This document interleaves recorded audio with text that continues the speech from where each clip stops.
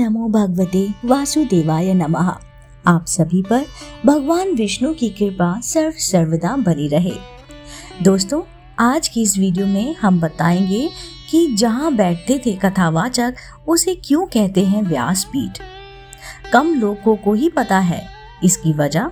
चलिए मिलकर जानते हैं इसका महत्व क्या है। सनातन धर्म में श्रीमद् भागवत गीता, रामायण, नर्मदा पुराण, विष्णु पुराण, शिव पुराण, रामचरितमानस सहित अनेकों ग्रंथ हैं। धर्म जागरण के लिए समय समय पर कथावाचक इन पुराणों का वाचन करते हैं। जिस स्थान पर कथावाचन बैठते हैं उसे व्यासपीठ या फिर व्यास गद्दी कहते हैं। लेकिन क्या आप जानते हैं कि उस स्थान को व्यासपीठ क्यों कहा जाता है? अगर नहीं तो चलिए जानते हैं। दोस्तों, वीडियो शुरू करने से पहले मैं आप सभी से जानना चाहती हूँ, क्या आप मेरे चैनल पर नए हैं? अगर हाँ तो आप मेरे चैनल आध्यात्मिक कहानियों को तुरंत से लाइक कर लीजिए और सब्सक्राइब कर लीजिए, क्योंकि ऐसी ही धार्मिक पौराणिक कहानी, कथाएं और व्रत त्योहार की जानकारी हम अपने चैनल द्वारा आप तक साझा करते रहते हैं। चलिए जानते हैं कि महाभारत ग्रंथ सबसे बड़ा महाकाव्य माना जाता है। महर्षि वेदव्यास ने इसकी रचना की थी। मान्यता है कि गणेश जी ने वेदव्यास से सुनकर महाभारत का लेखन किया था। व्यास मुनि महर्षि पराशर और केवट कन्या वेदवती के पुत्र थे। यह व्यासपीठ उन्हीं को समर्पित है। व्यास मुनि को संतों और देवों का प्रमुख माना जाता है। इसलिए किसी भी कथा में व्यासपीठ की पूजा का महत्व हमेशा हमेशा रहा है। गंगा किनारे बीता बचपन। दोस्तों, मध्य प्रदेश के खरगोन निवासी स्कूल प्राचार्य एवं लेखक दिलीप कर्ब ने व्यासपीठ से जुड़ी एक कथा के बारे में बताते हुए कहा है कि वेद व्यास जी का बचपन गंगा के किनारे बीता है। वह परम ज्ञानी थे। 4 भागों में वेदों को विभाजित किया था।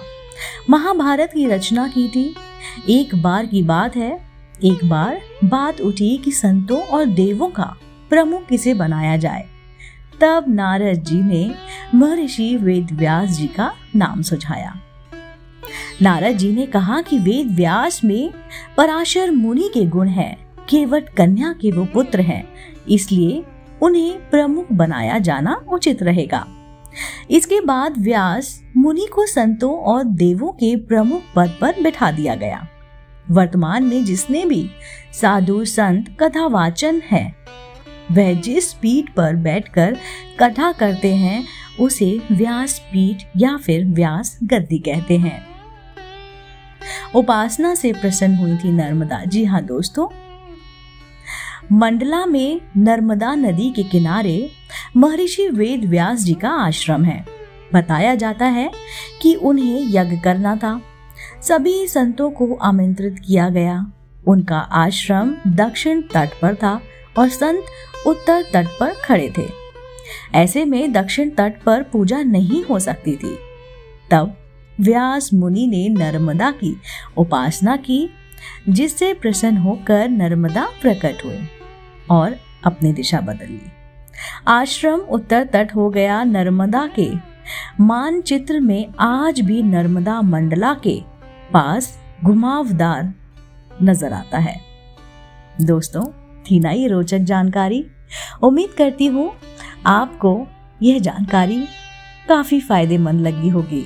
अगर आप ऐसे ही धार्मिक पौराणिक कहानी, कथाएं, व्रत त्योहार की जानकारी जानना सुनना पसंद करते हैं तो आप मेरे चैनल आध्यात्मिक कहानियों को तुरंत से लाइक कीजिए, शेयर कीजिए और सब्सक्राइब कीजिए, जिससे मेरे द्वारा अपलोड की गई वीडियो आप तक सबसे पहले पहुंचे। आप देख रहे थे आपका अपना पसंदीदा YouTube चैनल आध्यात्मिक कहानियाँ।